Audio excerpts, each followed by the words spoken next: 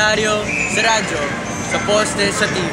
Kahit saan ka tumingin, naghanap ng mga political ads ng mga tumatakbo para sa parating na eleksyon. Kahit hindi pa dumarating, oras na pangampanya. Ako po si Kim. Ako po si Nico. At ako naman si Kio. Samahan niyo po kami sa paghanap ng mga kasagutan sa mga tanong na babago sa ikot ng buhay at sa kinabukasan ng bansang Pilipinas. Gusto ko si Tidoro. I am planning to vote Cheese Hanap. Kahirap ako, Orca Villar. Sige Bure. Ako si Irap ako. Ano siya? Meron siya sarili paninindigan. But it just so happened that he backed out, so I'm not planning to vote any president. Subok yan. Subok po. Subok na yan. Oh. Tsaka hindi magnanakaw yun. Dapat sa bayan yan. Baka mahirap yun. Parang may pagbabago nakikita ko. Matapang siya. Tapos, nandun yung matalino. Sa aming paglalakbay, marami kaming nakilala at nakausap na iba't ibang tao na may iba't ibang aspeto at pananaw sa buhay.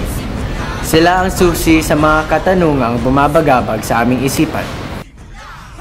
Ang munting tinig ng isang mag-aaral ukol sa halalan ay aming pinakinggan. Bilang high school student, di ba?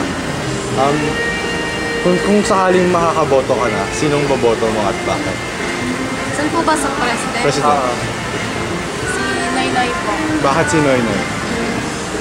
Kasi po si Noynoy po magbibigay din po ng karangalan sabi niyo. Halimbawa lang, makakaboto ka na, sinong boboto mo at bakit? Hindi ko po alam eh.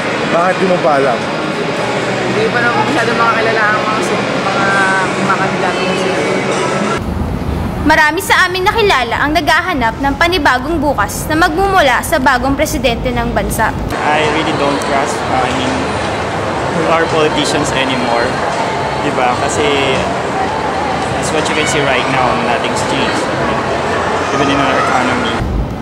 Nakikita nila na ang mga infomercial ng bawat kandidato ay isang uri lamang ng pagpapakilala sa publiko.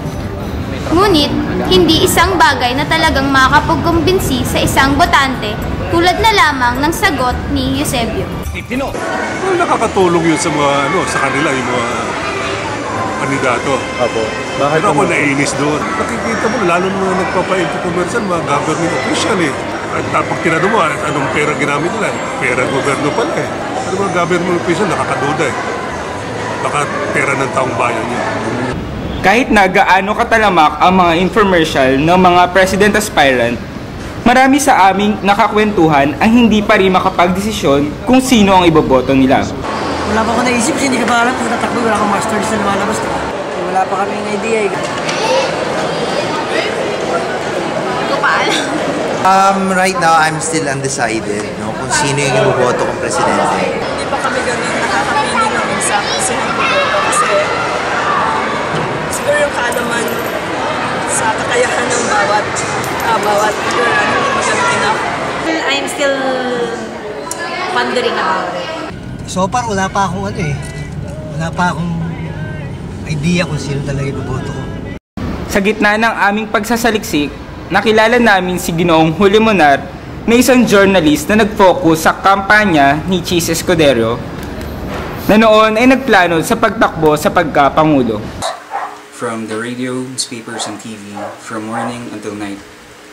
Bale, we collect all the data concerning the elections and then we assess them and analyze them for the news desk to make news out of them. Sa pahayag ni Julio, sinabi niya na ang dahilan ng pag-atras ni Cheese Escudero ay ang kakulangan nito sa budget upang magpakilala sa mga Pinoy sa pamamagitan ng media. Bale, gumagastos sila ng bilyon-bilyon upang magpakilala sila sa publiko.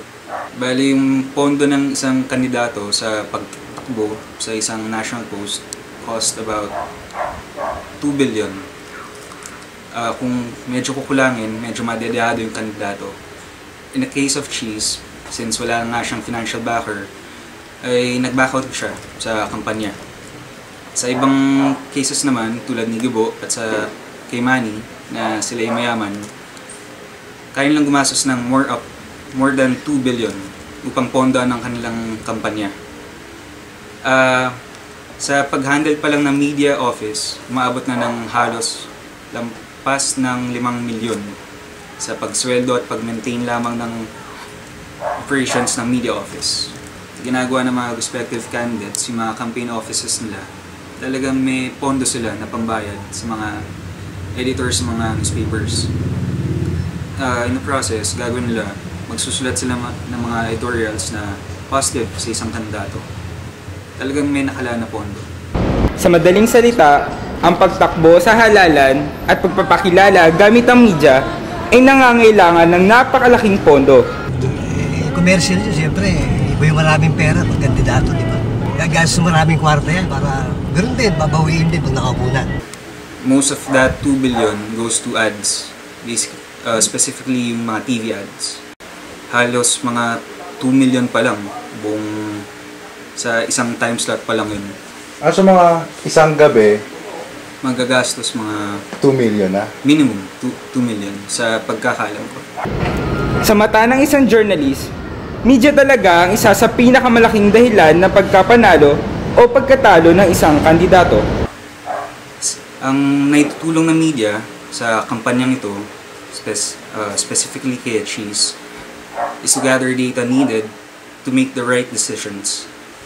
Bale, kinukuha nila kung ano yung feedback ng tao at tinitingnan kung tama nga ba ang gagawin nila o hindi. Filipinos, in particular, are very passive audience. They don't really think for themselves. They allow media to control their decisions. The mass or the majority of the Filipinos are still easily swayed by, very powerful ads. On the other side of things, may negative side din naman ng paggamit sa media pagdating ng eleksyon. Pwede kasi ang media may bias. Pwede nilang gustuin si candidate A o si candidate B. Kung gusto nila si A, gagawa nila ng mga positive PR o mga press release tungkol kay candidate A. Kung ayaw nila kay B, gagawa nila ng madaming mga balitang naglalabas ng baho tungkol sa kanya. And in the process, hindi na maging fair ang maging eleksyon. May mga, kahit hindi natin aminin, may mga taong ganun sa newspaper, sa TV, and sa radio. May mga taong nagpapadala sa tukso ng cash o kung anumang mga bagay. Basically, mas malakas yung impact ng media sa publiko kaysa sa makatulong sila sa mga nangangailangan. Kasi pagka mas nakita sila sa TV, sa radio, sa papers, ang laking audience ng nasagap ng mga kandidatong yun. Looking on the other side of things, pagka tumulong sila sa isang nangangailangan, kaunting tao lang makakita. Ngayon, kung ang kandidato niya ay makita sa TV, sa radio, and sa papers, alam mong buong Pilipinas ang makakilala sa kandidato niya. And increasing the chances of him or her winning the presidency or any other post. Sa kabuuan ng aming paghahalubhog, nasagot ang mga katanungan na bumabagabag sa puso't isipan ng bawat Pilipino. Muli, ako po si Kim, kasama sina Iyo at Nico, pati ang bawat Pilipinong umaasa sa pagbabago ng ating bansa, napatunayan namin na ang media ay may malaki talagang impluwensya sa mga mamboboto.